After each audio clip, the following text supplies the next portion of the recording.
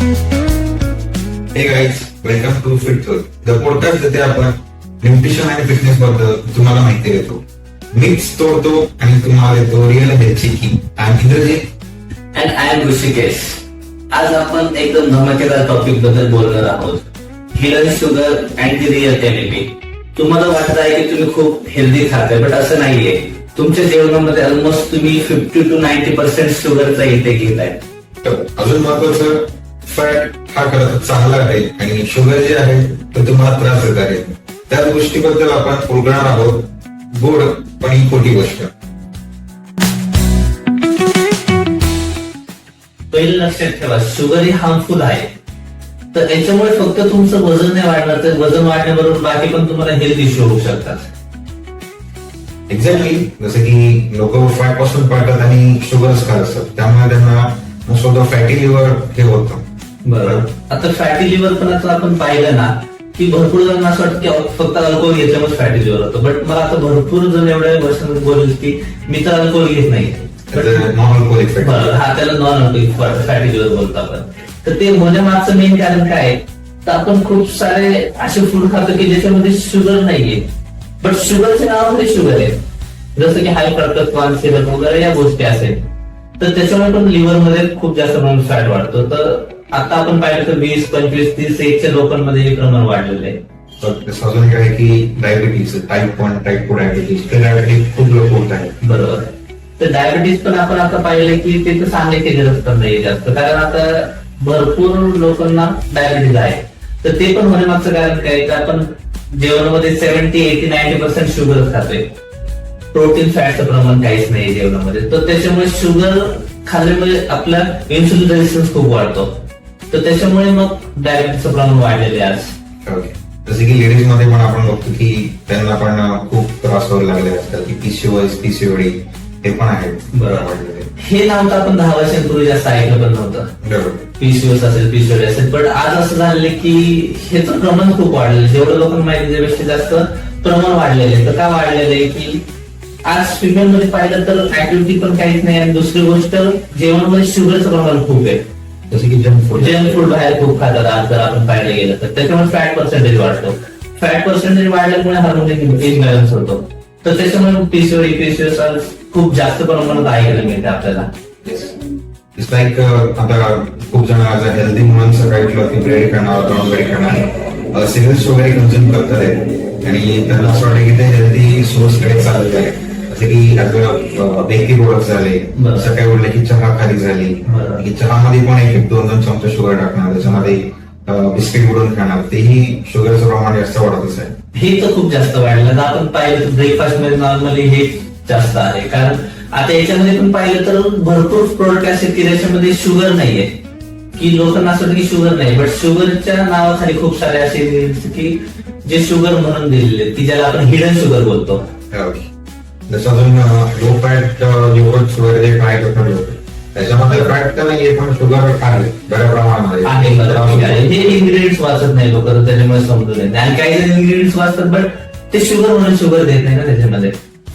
त्यामुळे जे पण आपण रेग्युलर आजकाल खात आहोत बाहेरच्या गोष्टी, कुठलेही पॅकेट फूड झालं, कुठलेही नॉर्मल स्ट्रीट फूड झालं, त्याच्यामध्ये शुगरचं प्रमाण जास्त आहे. बरोबर, खूप जास्त.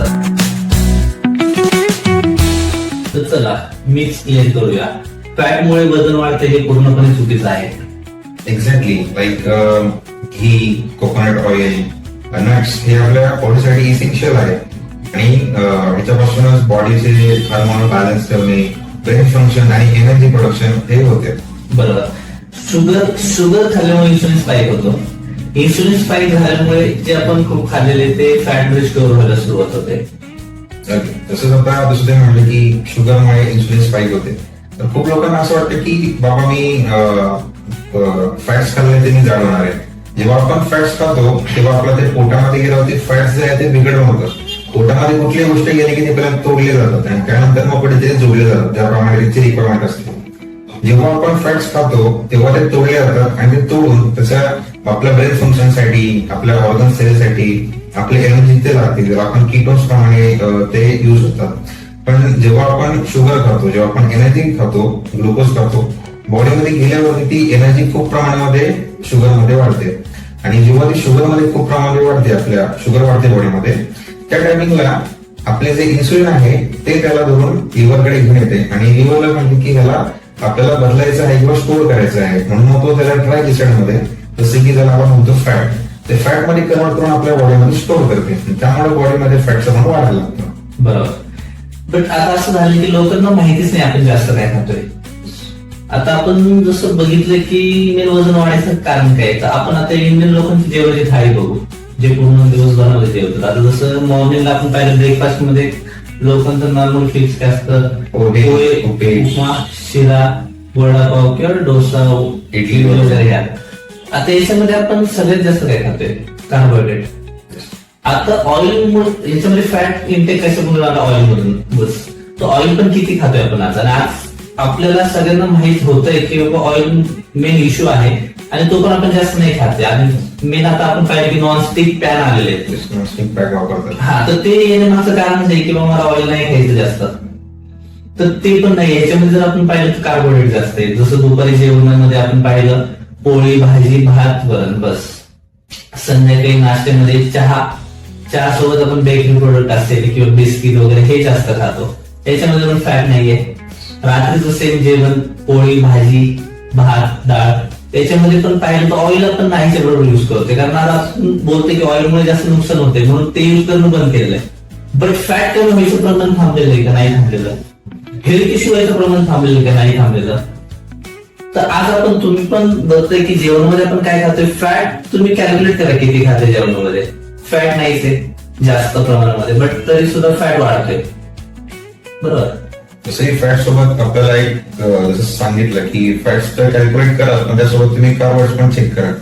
जेवढे आपण कार्ब्स खातोय त्याच्यापेक्षा खूप कमी प्रमाणामध्ये आपण फॅट्स खातोय, त्यामुळेच बॉडीमध्ये फॅटचं प्रमाण वाढत चाललेलं आहे. त्यामुळेच आपल्याला बॉडीमध्ये क्रोनिक डिसीज होत आहेत. लोक म्हणतात मी गोड खात नाही, बट लेट्स सी, आपण खूप सारे असे प्रोडक्ट खातो की ज्याच्यामध्ये हिडन शुगर आहे, जसे की protein x powder, protein bar झाले किंवा पॅकेज ओट्स झाले, अजून सांगितलं तर टोमॅटो केशर्स, त्यासारखे भरपूर प्रोडक्ट हिडन शुगर असते. येस, आता शुगर जी आहे 50+ नावाने ओळखली जाते, जसे की ग्लुकोज झालं, फ्रुक्टोज झालं, कॉर्न सिरप झालं, कॉर्न सिरप फ्रुक्टोज झाला. त्याच्यामध्ये डेक्स्ट्रोज आणि मायक्रोटॉक्सिन एवढी नावं आहेत, त्यामुळे कन्फ्युजन खूपच वाढते. आता या प्रोडक्ट मध्ये प्रॉब्लेम काय आहे की हे जे इन्ग्रेडियंट्स हे लोकांना माहिती नाहीये. लोकांना माहिती आहे शुगरची, बाबा शुगर माझ्यासाठी खतरनाक आहे, त्यांनी खूप काही होऊ शकतं, नुकसान होऊ शकतं. बट हे जे प्रोडक्ट याच्याबद्दल नॉलेज नाही, तर त्याच्यामुळे काय होतं की पॅकेजवर असं दाखवलं जातं की याच्यामध्ये शुगर नाहीये, बट हे मेन जे इन्ग्रेडियंट्स आहे शुगरच आहे याच्यामध्ये, जसं मायक्रोटॉक्सिन वगैरे सांगितलेले. जर आपण मायक्रोटॉक्सिन कम्पेअर केलं शुगर सोबत, समजा आता आज आपण सकाळी चहा बनवतात खूप जणांच्या घरामध्ये, तर चहा बनवण्यासाठी शुगरचे 2 चमचे टाकायला लागतात. पण तेच तुम्ही जर शुगर फ्री नावाचे प्रोडक्ट मिळतं, त्याच्यात तुम्ही गोळी बघितली आणि ती तुमच्या चहाच्या याच्यामध्ये टाकली तर सेम प्रमाणामध्ये तुम्हाला स्वीटनेस जाणवतो. कारण की आपल्याला असं वाटतं की ह्याच्यामधली जी क्वांटिटी आहे ती कमी आहे आणि शुगरची 2 चमचेची क्वांटिटी खूप जास्त वाटते आपल्याला. आणि या कम्पॅरिझन मध्ये आपण असा विश्वास बसतो आपला की जर मी ही गोळी घेतली तर माझ्या बॉडीतली शुगर ही कमी राहील, पण असं कधीच होत नाही. मायक्रोटॉक्सिनने आपली शुगर वाढतच राहते. तर त्याच्यामुळे आपण काय केलं पाहिजे की आपण जे पण प्रोडक्ट युज करतोय, जे पण फूड युज करतोय, त्याच्यामध्ये जी पॅकेजिंग असते त्याच्या मागे लेबल असतो, तो आपण वाचला पाहिजे.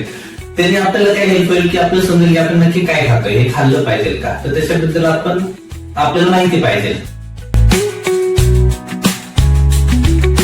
साखर हे तुमचं फक्त वजन वाढवत नाही, it's messes with your mood. आपण खूप वेळा जातो भेटतो, त्याचा मूड व्यवस्थित नसतो किंवा आपला फोकस लागत नाही, फोकसवरती पण याचा इफेक्ट जास्त पडतो. याचा आपण बघतो की खूप जणांचा त्याला काय सांगितलं की लक्षात न राहणे, त्या गोष्टी सोबत होतात, तर फोकस कधी राहत नाही.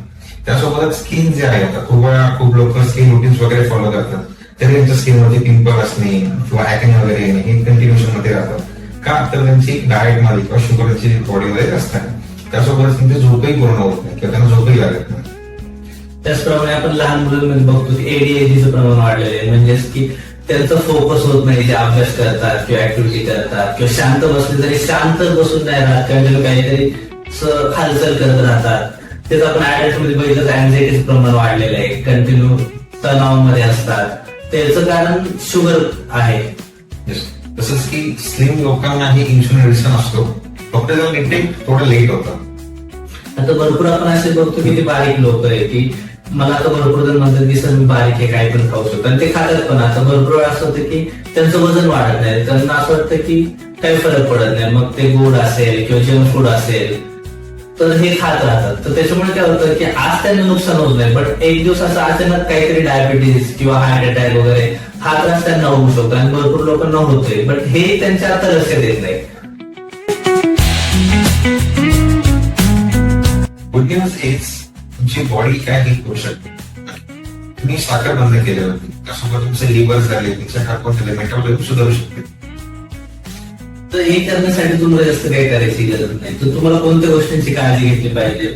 आपण जे पॅकेज फ्रूट ज्यूस पितोय, मिल्क शेक्स पितोय, हे नाही पिले पाहिजे. त्याच्याऐवजी तुम्ही रॉ फ्रुट्स खाऊ शकता. त्याच्यामध्ये ऑरेंज असेल, मोसंबी असेल, आवळा असेल, थोडक्यात जे फ्रुट्स गोड नाही जास्त ते तुम्ही खाऊ शकता. त्याचबरोबर जंक फूड नाही खायला पाहिजे. जंक फूड मुळे जास्त त्रास होतो, त्याच्यामध्ये हायजीन नसतं, तर ते नाही खाल्ले पाहिजे. त्याचबरोबर घरी पण जेवण करताना आपल्या जेवणामध्ये शक्यतो प्रोटीन फॅटचं प्रमाण आपण वाढवलं पाहिजे. व्हेजिटेबल्स असेल, फायबर असेल, ही क्वांटिटी वाढवली पाहिजे जेणेकरून इन्सुलिन रेजिस्टन्स नाही होणार. Don't fear fat. घरातील तूप वापरा, त्यासोबत सुका मेवा खायला चालू करा. त्याच्यामध्ये आल्मंड्स असतील, वॉलनट्स असतील, पिस्ता असेल, ओके. यासोबतच तुम्ही खोबऱ्याचं तेलही वापरू शकता आणि गिल्ट नका करू की मी फॅट खातो ना. तर हे फॅट खाल्ल्यामुळे काही नुकसान नाही होणार. तर आता आपण या पॉडकास्ट मधून काय लक्षात ठेवू शकतो की hidden sugar is real enemy, fat is not a villain. आणि लेबल चेक करून आपण जे एक्स्ट्रा शुगर खातोय ती कमी करू शकतो. त्यासोबतच तुमचे एनर्जी लेवल्स वाढतील, बॉडी सुधारेल, तुमची ओव्हरऑल हेल्थ अपलिफ्ट होईल. जर हा एपिसोड तुम्हाला आवडला असेल तर शेअर करा त्या मित्राला जो म्हणतो की थोडीशी साखर खाल्ल्यानंतर काहीही बिघडत नाही. फॉलो करा आम्हाला हेल्थी टिप्स साठी आणि न्यूट्रिशन प्लॅन साठी आम्हाला टीम करा. Thanks for turning in and until the next time stay fit stay real.